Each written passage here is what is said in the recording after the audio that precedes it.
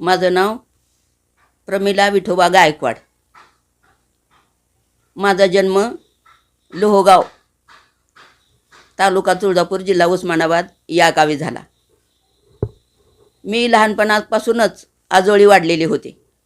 त्यामुळं माझं सर्व शिक्षण कन्या प्राथमिक शाळा अणदूर 7वीपर्यंत शिक्षण घेतलं.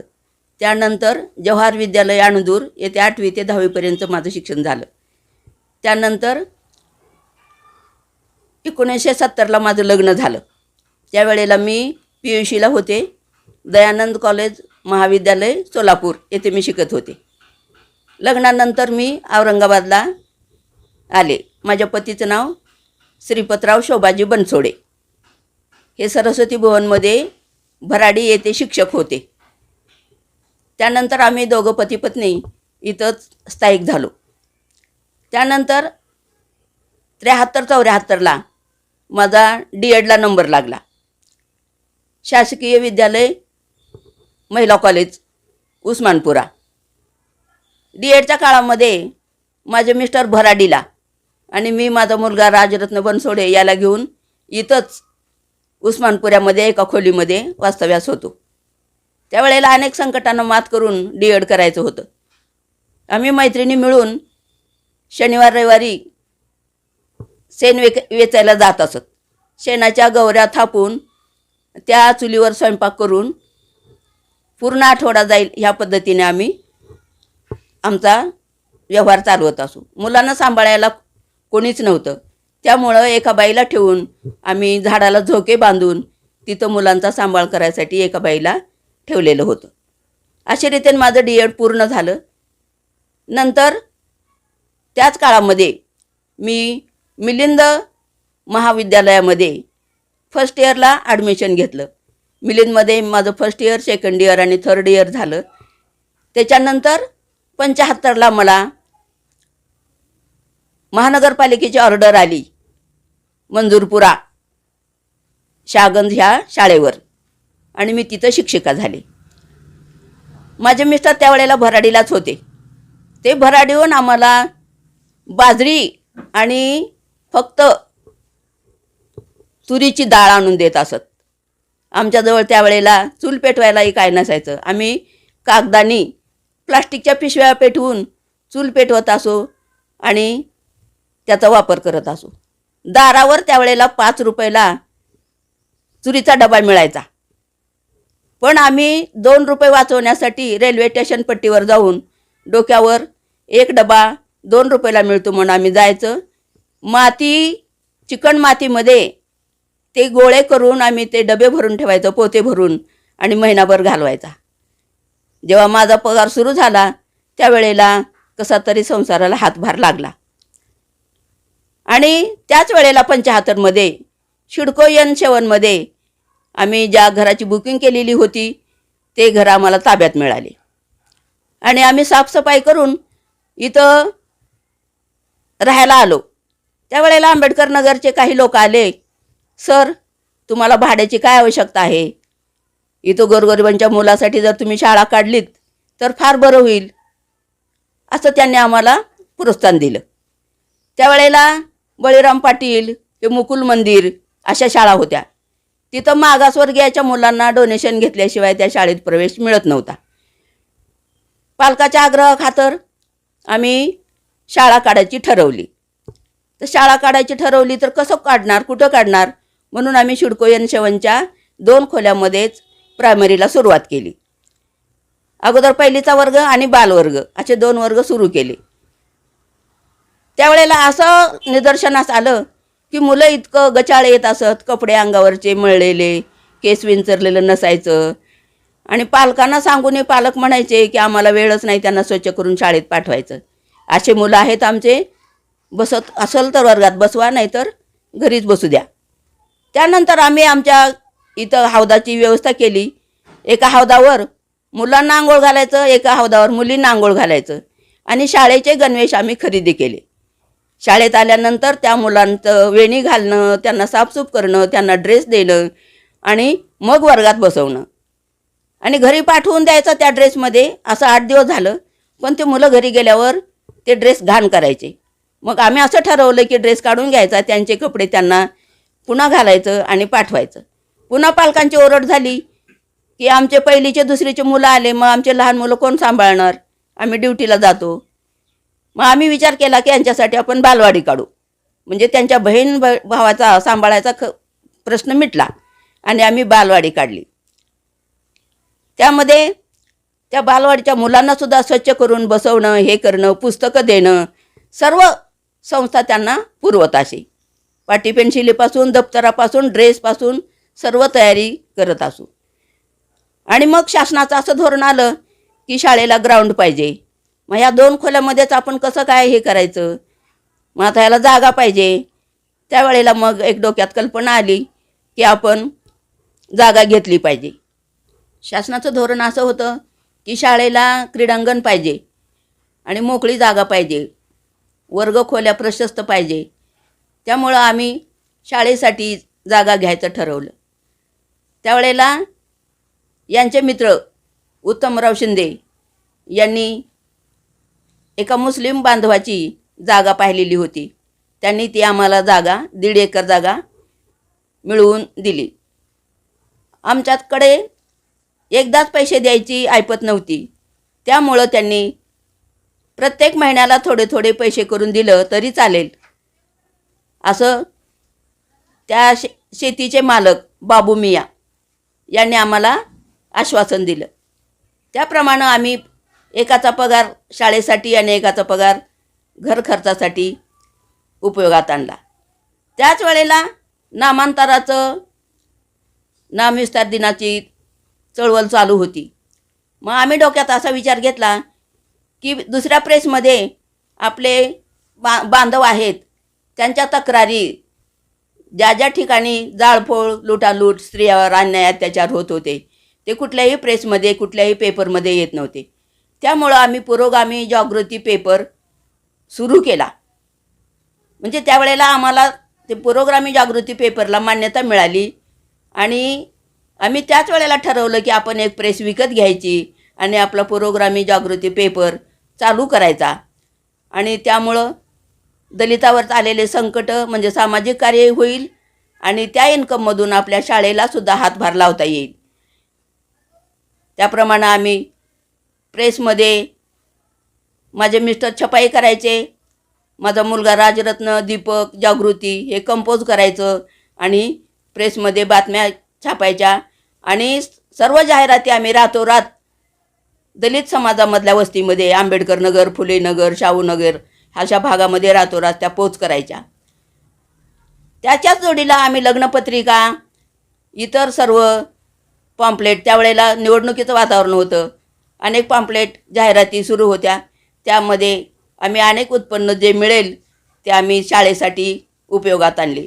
त्याच वेळेला भीमसंदेश कॉलनीमध्ये मागासवर्गीयासाठी दूध सोसायटी स्थापन केली. त्यावेळेला म्हशी होत्या, प्रत्येकाच्या घरामध्ये म्हशी होत्या.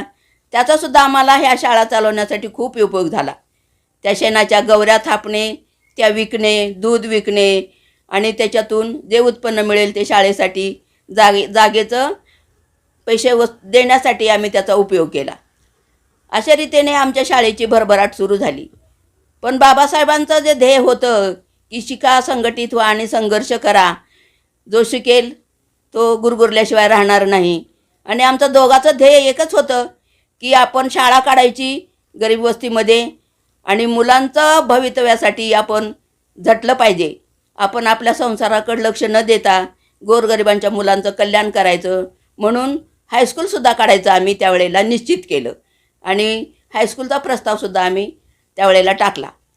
हायस्कूलचा प्रस्ताव टाकला, पण त्यावेळेला आमच्याकडे पैसा नव्हता, जेणेकरून आम्ही त्याचा उद्धार करणे आणि गोरगरिबांना आता शिक्षणापासून वंचित कसं ठेवायचं हा विचार आमच्यात होता. त्यामुळं सर्व शिक्षकांनीसुद्धा, सर तुम्ही शाळा सुरू करा, आमच्याकडे पैसे जरी नसले तर आमचं कष्ट लावू, असं त्यांनी आम्हाला मुलाचं सहकार्य केलं. कोणी सिमेंट आणून दे, कोणी फरशा आणून दे, कोणी फरशा बसवू लागणं, त्या स्लॅबवर पाणी मारणं, अशा अनेक सुखसोयी त्यावेळेला शिक्षकांच्या मदतीने आम्ही उभा केल्या. आमचं ध्येय इतकंच होतं की आम्ही इतके ध्येयवेडे होतो की आम्ही आमच्या घरामध्ये खायला नसलं तरी चालेल, पण शिक्षकांचा पगार वेळेवर करून देणं.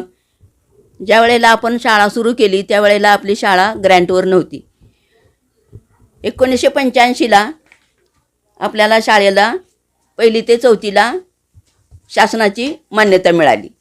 त्यानंतर 18 जानेवारी 1991 रोजी शासन मान्यता मिळाल्यानंतर आम्हाला खूपच आनंद झाला आणि आम्ही हायस्कूलसुद्धा काढण्यासाठी धडपड सुरू केली.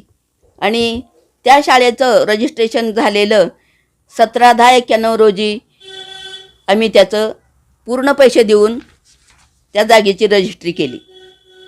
नंतर 91-92 या साली संस्थेला 8वीच्या वर्गाला मान्यता मिळाली आणि ते नैसर्गिक वाढ म्हणून टप्प्याटप्प्याने 8वी 9वी 10वीचे वर्ग सुरू झाले. त्यावेळेला पहिला मुख्याध्यापक माझा मुलगा राजरत्न श्रीपतराव बनसोडे हा होता. त्याच्यानंतर अचानक हृदयविकाराच्या झटक्याने ते निधन झालं. त्यावेळेला आमचे दोन्ही हात निखळून पडल्यासारखे झाले. पण माझा मुलगा दीपक श्रीपतराव बनसोडे यांनी हार न खाता पुढील कार्य जोमाने कसं हे करायचं आणि संस्थेची प्रगती कशी करायचं हे समोर ठेवून त्यांनी 11वी 12वी सुरू करायचं त्यांनी प्रस्ताव टाकला. त्याच वेळेला माझे मिस्टर त्यांना 3 वेळेला अटॅक आलेला होता. मुलगा गेल्यानंतर ते पण खचले आणि त्यांनी असं उद्देश ठेवलं मुलांच्या समोर की माझ्या मुलाच्या नावाने वाचनालय सुरू करायचं. आणि आम्ही सिद्धार्थ एज्युकेशन संस्थेमध्येच वाचनालयाची बिल्डिंग केली आणि वाचनालय सुरू केलं. त्यातच माझ्या मिस्टरांना पुन्हा हृदयविकाराचा झटका आला आणि ते वारले. त्यामुळे आम्ही खचून जाऊन पुन्हा न थांबता 1 वर्षांनी त्यांच्या नावानेच आम्ही वाचनालयाचं संशोधन केंद्रात रूपांतर केलं मुलांच्या अभ्यासासाठी. आणि बाजूलाच अभ्यासिकासुद्धा आम्ही तयार केली. अभ्यासिका काढली. तिथं बरेच मुलं अभ्यास करतात ज्यांना घरामध्ये बसायला जागा नसते, घरामध्ये लाईटची व्यवस्था नसते. असे मुलं रात्रीच्या वेळेला किंवा शाळा सुटल्यानंतर येऊन अभ्यासिकेमध्ये येऊन अभ्यास करतात आणि त्यांना पूर्ण वेळ अभ्यास करण्यास मिळते. त्यानंतर माझे मिस्टर श्रीपतराव बनसोडे यांची अशी एक इच्छा होती की आपल्या शाळेला सुभेदार रामजी आंबेडकर हे नाव आहे, मग रामजी बाबाचा पुतळा आपण आपल्या परिसरामध्ये उभा करावा. म्हणून त्यांनी सुभेदार रामजीचा पुतळा करण्याचं त्यांनी ऑर्डर दिलेली होती. पण सुदैवानं ते हयात नसतानाच तो पुतळ्याचं अनावर राहून गेलं आणि शेवटी सरसेनानी आनंदरावजी आंबेडकर यांच्या हस्ते त्या पुतळ्याचं अनावरण करण्यात आलं. अशा रीतीने आमचं घराणं हे सुशिक्षित होतं. माझे मिस्टर शिकलेले होते, BA LLB LLM PhD होते आणि ते अभ्यासक होते. त्यांनी आंबेडकरांच्या जीवनावर 15 पुस्तकं लिहिलेली आहेत. त्यांनी मलासुद्धा, मी ज्या वेळेला माझं लग्न झालं त्यावेळेला मी फक्त मॅट्रिक होते.